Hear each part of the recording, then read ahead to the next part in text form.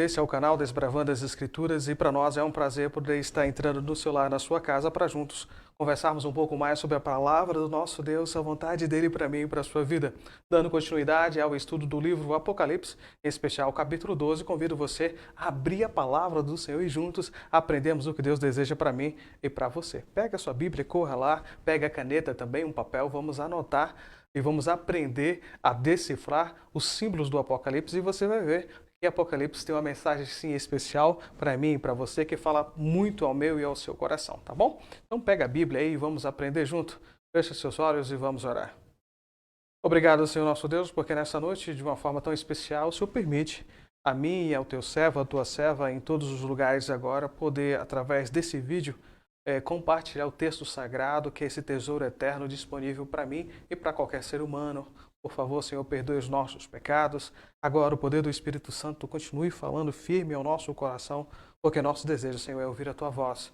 Entendemos, Senhor, que a felicidade, ela emana do Teu trono de graça. Por favor, Senhor, que Teus anjos sejam visitantes constantes e presentes no lar do Teu filho e da Tua filha, e que nessa noite a paz que emana dos altos céus seja uma realidade para cada um de nós. É o que eu te peço por Jesus, hoje e sempre. Amém. Muito bem, você que está aprendendo um pouco mais sobre o livro de Apocalipse, lembrando que a gente sempre falou que o Apocalipse ele tem essa questão de ser recapitulativo, ele está sempre recapitulando o assunto para que você possa entender o que está acontecendo ao longo da história e o que Deus deseja comunicar a seu povo. Toda vez que é inserido um novo elemento dentro do livro, o Apocalipse ele acaba dando mais detalhe. Por exemplo, no capítulo 1 do livro de Apocalipse, quando nós falamos de Jesus Cristo, que é a figura central do livro de Apocalipse, a partir do verso 10, então, começa a detalhar características de Jesus Cristo. No capítulo 2 do capítulo 3, que entra as igrejas, ele começa, então, de uma forma bem enfática, a detalhar a característica de cada igreja de uma forma que você consegue descobrir a característica positiva, negativa, o que precisa mudar e o que não precisa mudar no livro de Apocalipse, na questão da igreja. Já no capítulo 4, que encerra as cartas às igrejas, surge um novo elemento, e esse elemento que eu estou dizendo para vocês é a sala do trono. E ali ele começa a detalhar cada parte da sala do trono. Já no capítulo 5, dando continuidade à questão do trono ali, da sala do trono, aparece uma nova figura que é o leão da tribo de Judá. Não aparecem muitos detalhes do leão de Judá, porque ele já foi descrito no capítulo 1. Mas no capítulo 6, começa a descrever os selos que são apresentados no capítulo 5. Quando o leão da tribo de Judá, ele vence e assume o direito de receber o livro, ele pega o livro e agora começa a remover os selos para que o universo conheça o conteúdo dessa mensagem. Capítulo 7, entra o interlúdio dizendo aí das duas testemunhas, começa a descrever o trabalho dessa testemunha, começa capítulo 11, né? E o que ela sofre também. Capítulo 10, aparece um anjo forte, aparecem as características dele e a forma como ele comissiona as pessoas a pregar. Lembrando que ainda no capítulo 8 e no capítulo 9 surge um novo elemento que são as trombetas, que começam a ser descritas de forma detalhada, uma por uma. Agora no capítulo 12 surgem dois elementos diferentes, que é a mulher e o dragão.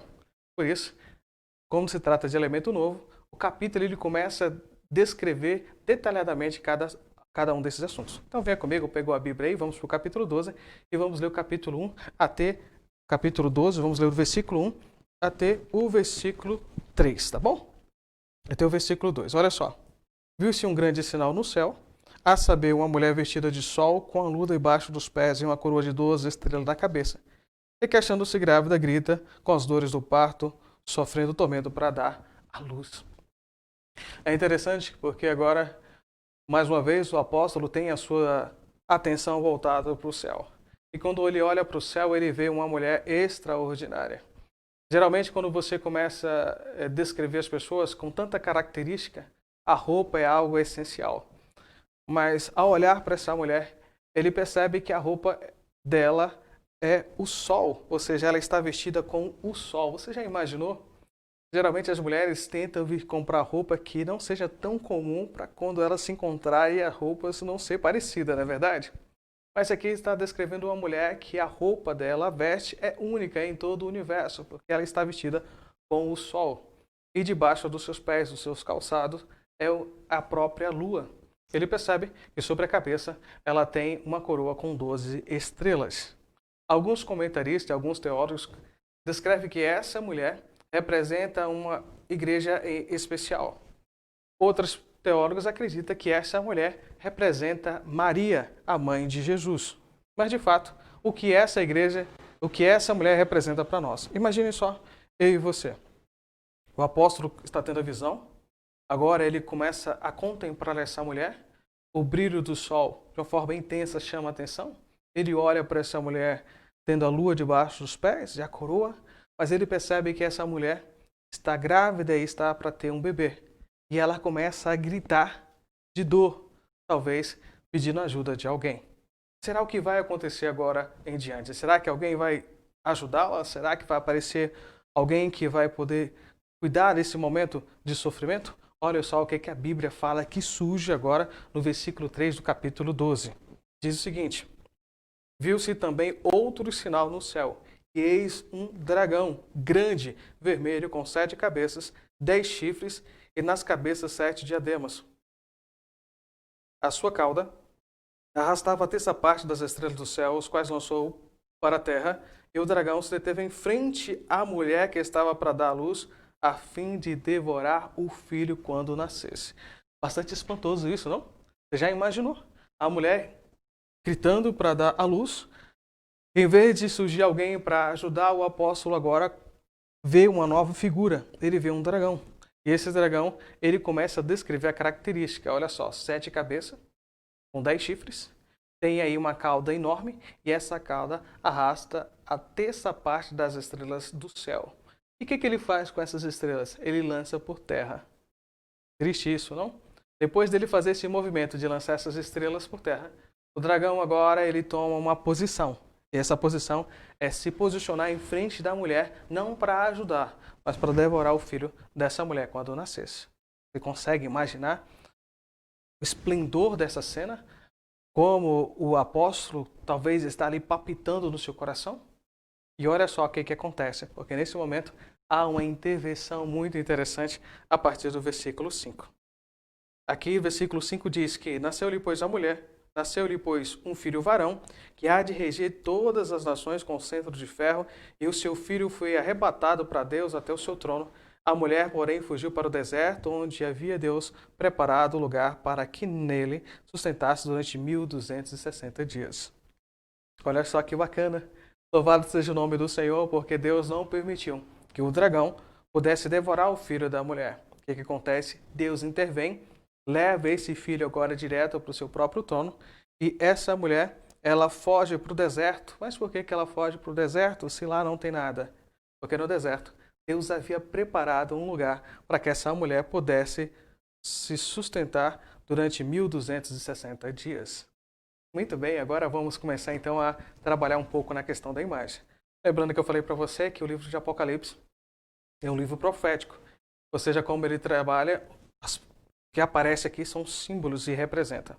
Tá? A gente não vai ter condição de explorar todos os simbolismos, mas eu vou deixar para você aqui o que significa tudo isso. Segundo o livro de Apocalipse, ou o livro profético, mulher da Bíblia representa igreja. Representa a igreja.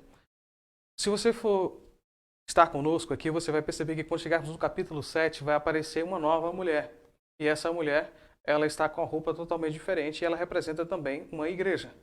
Essa igreja aqui do capítulo 12 do livro de Apocalipse, ela tem algumas características. Por que ela tem essas características? Mas Marcos, onde que a Bíblia fala que mulher significa igreja? Se você for no livro de Efésios, capítulo 5, a partir do verso 3 em diante, você vai perceber que lá está descrito que mulher significa igreja, tá bom? E a cabeça é Cristo. Então, olha só, essa mulher aqui fala que ela tem uma coroa. Essa coroa aqui aparece de Stéphanos, significa coroa de vencedor. Na Bíblia também aparece outra palavra para coroa que chama-se diadema, que se refere à realeza, que no caso vai aparecer em outras versões aqui, em outros capítulos aqui da Bíblia, tá bom? Muito bem, essa mulher tem uma coroa com 12 estrelas. Você lembra que a primeira vez que a Bíblia relata uma imagem com estrelas, lua e sol, quando foi que aparece? Não lembra? Foi quando José, aquele que é filho de Abraão, de Jacó, que foi para o Egito vendido pelos seus irmãos.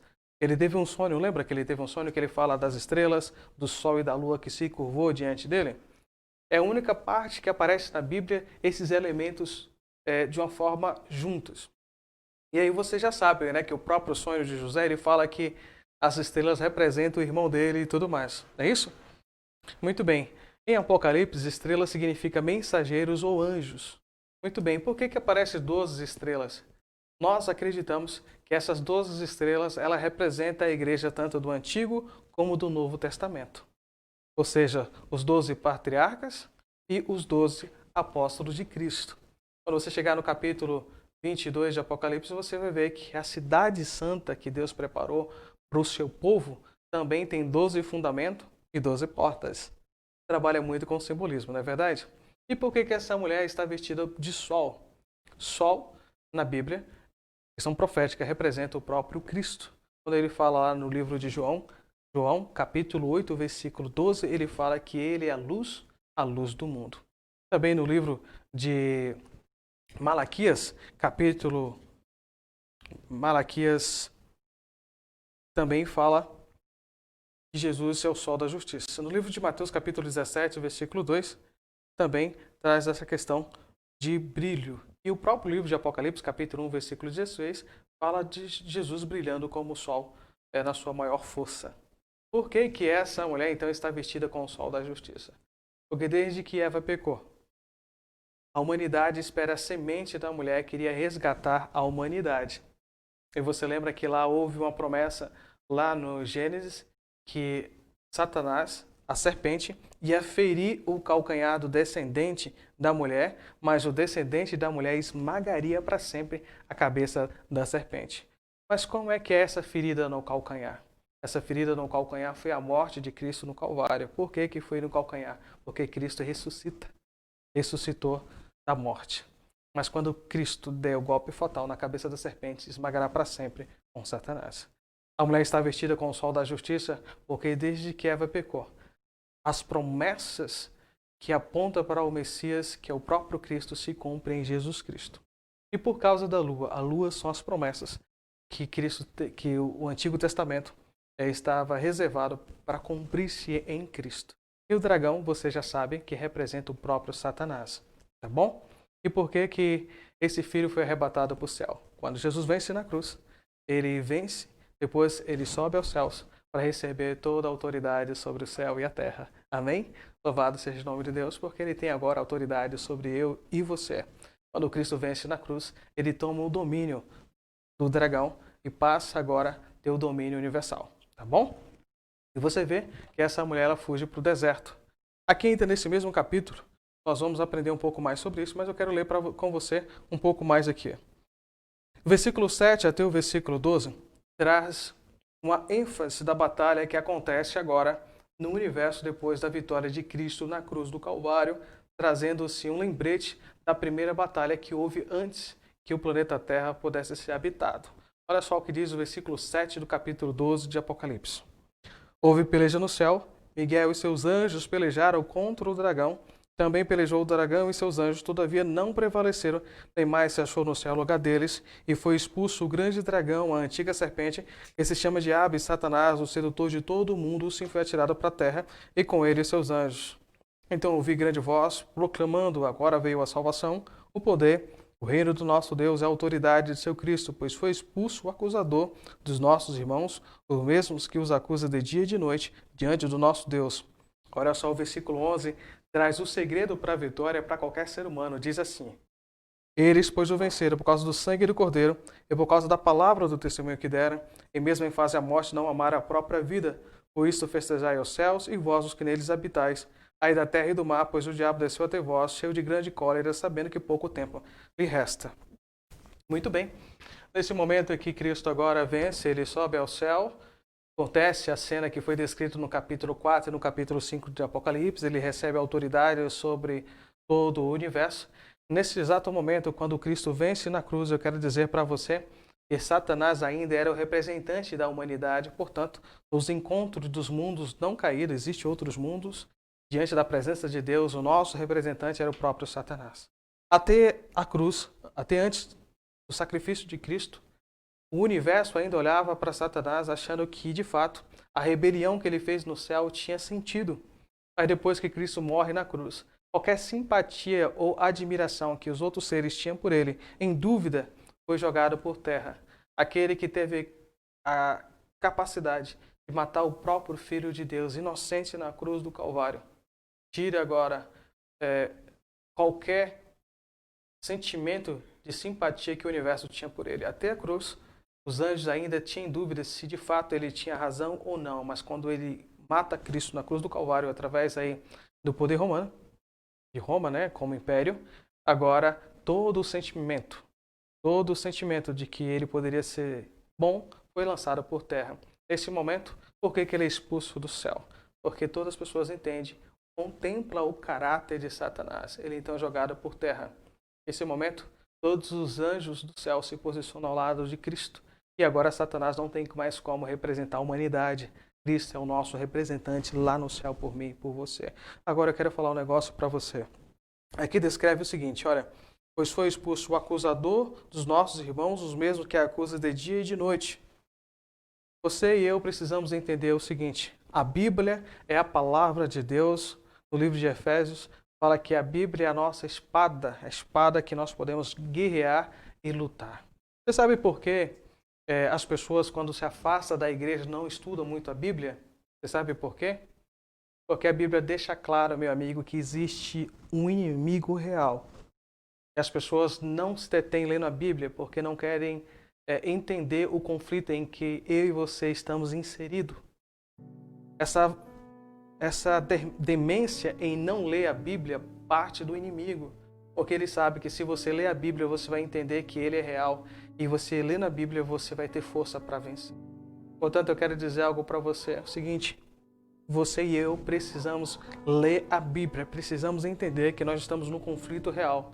E nós só podemos vencer se nós estivermos ligados na videira. E essa videira é Jesus. Aqui deixa claro também que Satanás, a ação dele é sempre feita através de outros agentes. Por exemplo, quando ele mata Cristo, ele mata através de um poder que é o Império Romano. Quando ele atenta a você, ele tenta através de outras coisas. E aqui diz interessante que ele é o nosso acusador. Sabe? Essa característica de acusar as pessoas é um sentimento satânico. Portanto, meu amigo, quando você sentir vontade de falar mal das pessoas ou acusar as pessoas, ore a Deus, porque isso não pertence ao Senhor. Isso é uma função do acusador. E você não é acusador, você faz parte do Filho de Deus e Deus tem um plano especial para a tua vida de poder alcançar. Tá bom?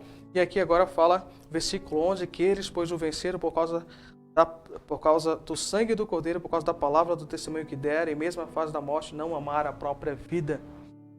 Os fiéis servos de Deus, os sinceros filhos de Deus, entende o que Cristo fez e aceita o sacrifício de Cristo como forma de salvação. Portanto, nós vencemos não porque nós somos bonitos ou porque nós somos inteligentes, nós vencemos por causa do sangue do Cordeiro. Somente através do sacrifício de Cristo, eu e você conseguimos ter a vitória. Você e eu precisamos nos agarrar a essa promessa de Jesus Cristo. Dando continuidade, agora olha só o que acontece. O inimigo agora é expulso do céu, ele não pode mais acusar Cristo diante do universo, ele foi derrotado. Mas ele ainda faz o seu último ato para tentar vencer. Sabe como? Olha só o que acontece aqui no capítulo 12, a partir do verso 13. Quando, pois, o dragão se viu atirado para a terra, perseguiu a mulher que dera luz a um varão. E foram dadas à mulher 2 asas de grande águia, para que voasse até o deserto, e o seu lugar aí onde é sustentado durante um tempo, tempos e metade de um tempo, fora da vista da serpente. Então a serpente arrojou de sua boca atrás da mulher água como um rio, a fim de fazer com que ela fosse arrebatada pelo rio. A terra, porém, socorreu a mulher, e a terra abriu a boca e engoliu o rio que o dragão tinha arranjado de sua boca. Irou-se o dragão contra a mulher e foi pelejar contra os restantes de sua descendência. Quem são a descendência dessa mulher pura que representa Cristo, que representa a Bíblia, que representa a promessa, que representa o povo de Deus? Sabe quem são os descendentes dessa mulher? Versículo 17 diz o seguinte: Irou-se o dragão contra a mulher e foi pelejar com os restantes de sua descendência, os que guardam os mandamentos de Deus e têm um testemunho de Jesus, e se pôs em pé sobre a areia do mar. Muito bem. Você lembra que quando Deus cuida do seu povo, quando Deus tirou o povo dele lá do Egito, como está escrito no livro de Êxodo, capítulo 19, versículo 4, o próprio Deus fala que tirou o povo do Egito com asas de águia. E o livro de Isaías, também capítulo 40, versículo 29 até o 31, fala que aqueles que esperam no Senhor renovam as suas forças e sobem com asas de águia, porque o próprio Deus nos sustenta. O dragão agora persegue essa mulher, ela foge para o deserto, porque ela permanece escondida durante um período de 1260 anos, quando as pessoas vivem testemunhando da palavra de Deus, vivendo através das florestas, das cavernas, até que, a partir do ano de 1798, a igreja ela agora surge, ou seja, ela não precisa mais estar se escondida. Por quê? Porque a Bíblia agora ela passa a ser entregue na língua comum do povo. As pessoas agora podem viver a religião de forma clara. Por exemplo, para você entender, ainda hoje existem alguns países que você não pode ser cristão. E se você for cristão e dizer que é cristão, você é morto e assassinado. É só você pesquisar.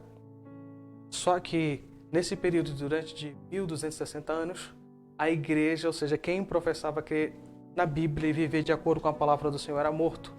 O que o dragão fez? Ele pisou a palavra do Senhor, ele jogou por terra a lei de Deus. Deus, então, surge esse movimento, esse descendente da mulher, que tem como responsabilidade de exaltar a Bíblia, a lei e a palavra de Deus. Portanto, se você vive num lugar, uma igreja que diz para você que os mandamentos de Deus foi abolido, que os mandamentos de Deus não precisam ser guardados, essa igreja não faz o papel de Deus, mas faz sim o papel de advogado do diabo. Você e eu precisamos colocar nossa vida na mão do Senhor. Portanto, quando a Bíblia fala que o dragão, a antiga serpente, o diabo, ele arroja ali da sua boca um rio, né? Ele significa que ele está lançando atrás dessa mulher exércitos, povo, nação, para perseguir essa mulher. E por que a terra então socorre essa mulher? Porque a palavra de Deus foi preservada por homens e mulheres que foram viver em lugares desabitados, tá bom? Lugares onde não tinha muitas pessoas ali. Deus atuou e sempre atuará para proteger a vida dos seus. Se você quer aprender um pouco mais do cuidado de Deus na sua vida, medite nele, tenha um relacionamento pessoal. Você vai perceber que Deus ainda está cuidando do seu. Agora, eu e você vamos ouvir um testemunho, e esse testemunho vai mostrar para mim e para você como Deus cuida das pessoas, para que cada um de nós possamos tomar a decisão ao lado de Cristo. E foi no final de semana passar na casa da avó dela, uns dias. E no domingo ela foi andar de bicicleta, mais a minha sobrinha. E a bicicleta menor que ela, uma bicicleta sem freio. E a rua onde ela foi andar foi próxima à casa da minha mãe. Mas essa rua era como uma rua de santo, né? O povo fala, cheia de curva. E ao andar, começar a andar por essa rua, ela perdeu o controle. A gente fala que é uma crosta da Sabesp, que fez ela perder o controle e o pneu bateu no poste e ela caiu no chão e bateu a cabeça. E ali já começou sangue, né, se espalhar pelo chão. E minha sobrinha, vendo aquilo ali, correu na casa da minha mãe para chamar a minha irmã. Pois minha mãe estava viajando, minha mãe não estava na casa dela, né? Só quem estava era a minha irmã. E aí minha irmã veio. E neste momento já começou a aglomeração dos vizinhos, do povo, que vieram para ajudar. Como uma senhora abençoada por Deus, que viu naquele momento, veio e ela fala que ela virou a cabeça da minha filha pro sangue escorrer. Ela abriu um guarda-chuva porque era um dia de domingo, dia de muito sol, já metade do domingo. Ela abriu o guarda-chuva, o filho dela, ela tinha um filho que era bombeiro, ou é ainda, não sei, não tenho contato mais com esse povo, né? Ela abriu o guarda-chuva e ele foi e ligou pro resgate. Ele foi, ligou pro hospital e foi 2 pessoas assim, que foi um anjo ali naquele momento. E aí levaram, né? Aí minha irmã chegou, o resgate veio, minha irmã foi com ela junto. E quando ela chegou no hospital, os médicos já estavam na porta do hospital esperando pela minha filha. Nisso minha sobrinha foi e me ligou. Me ligou e nós fomos para o hospital. Mas eu jamais imaginaria que eu ia ver a minha filha daquele jeito que eu vi quando chegou no hospital do Mandaki, que ela foi levada, que era próximo da minha casa da minha mãe. E ao chegar lá, eu vi minha filha, eu não conheci e me faltou o chão naquele momento. Eu acho que abriu o buraco e eu entrei dentro nesse momento, porque eu não vi mais nada. E logo eles levaram ela para o centro cirúrgico para fazer cirurgia na cabeça da minha filha. E o médico falou que se ela, né, depois dos 24 horas fazendo a cirurgia, ela vivesse, né, que se ela se escapasse, bem, se não. E foi feita a cirurgia, ela escapou. Mas aí depois eles, né, sempre a gente ouve ele ouvindo falar que se ela vivesse, ela ia vegetar. Eu tenho um irmão meu também, que ele era enfermeiro na época, ele também falou. Mas nisso a gente começou uma campanha de oração. Eu fui, falei para todas as amigas dela, os vizinhos, e a gente começou um clamor pela vida da minha filha. E foi onde que ela começou, né, a reagir a tudo aquilo. Ela ficou 20 dias na UTI. Ela ficou mais 10 dias no quarto. E assim, para a honra e glória do Senhor Jesus, como o médico disse que ela ia vegetar se ela vivesse, ela não vegetou. Ela come, ela anda, ela trabalha, ela faz tudo que uma pessoa normal faz.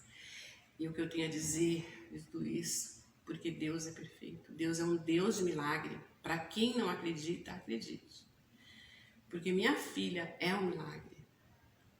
E tem mais. Depois que ela sarou tudo, ela de novo foi tentada com um acidente. O carro pegou ela, mas não aconteceu nada com ela. E novamente ela falou, mãe, ela virou para mim, ela falou, mãe, eu vou me batizar. E foi depois que ela se batizou que Deus tem cuidado dela. E ela é perfeita. E Deus, assim, eu venho aqui para contar esse testemunho em agradecimento e para que as pessoas realmente acreditem nesse Deus, que Ele ainda faz milagre. E o que eu espero para a igreja onde eu frequento, que o Senhor Jesus possa cuidar dessa igreja como a menina dele, dos olhos dele, que venham crescer, que ela venha brilhar, iluminar, para atrair bastante membros, almas para Cristo.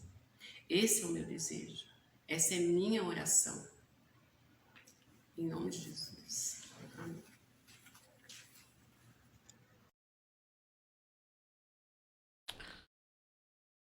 Em meio às dificuldades que surgem, em meio aos ataques do inimigo, Deus sempre proveu um escape e um livramento para o seu povo, para os seus filhos. Esse é um Deus que sempre teve e sempre está atento à necessidade do Senhor. Eu e você temos a oportunidade de agarrar a essas promessas e ser vencedor também através dos méritos de Cristo. Nós estamos nesse mundo trilhando um caminho rumo a Canaã celestial. Nós não estamos aqui brincando de ser cristão. Quando houve a batalha no céu, entre Miguel e os seus anjos, entre o dragão e seus anjos, Deus então se posiciona e agora chama para perto de seus anjos e pergunta para uns anjos, vocês a quem quer servir? A mim ou a Lúcifer? Alguns tomam posição ao lado de Deus, outros tomam posição ao lado de... Nesse momento, mais uma vez, de uma forma amorosa, é feita a pergunta: quem vocês querem ser? Anjos, mais uma vez, se posiciona ao lado de Cristo e anjos se posiciona ao lado de... A pergunta que Cristo faz agora para mim e para você é: a quem você adora? A quem você quer servir? Essa é a mesma pergunta.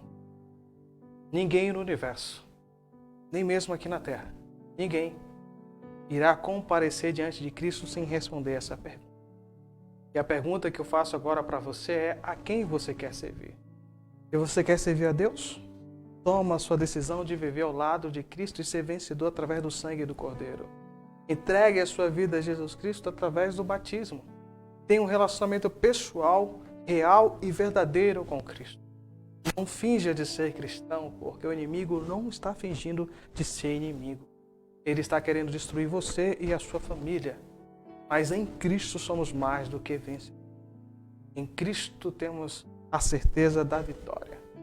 Feche seus olhos e vamos orar. Obrigado, Senhor, porque de uma forma tão especial temos a oportunidade de perceber o teu cuidado e a tua atenção para com cada um de nós. Te peço, Senhor, perdão pelos nossos erros e pelos momentos em que temos negligenciado o teu chamado. Ajuda-nos, ó Deus, a fazer a tua vontade e ser fiel a ti a cada instante.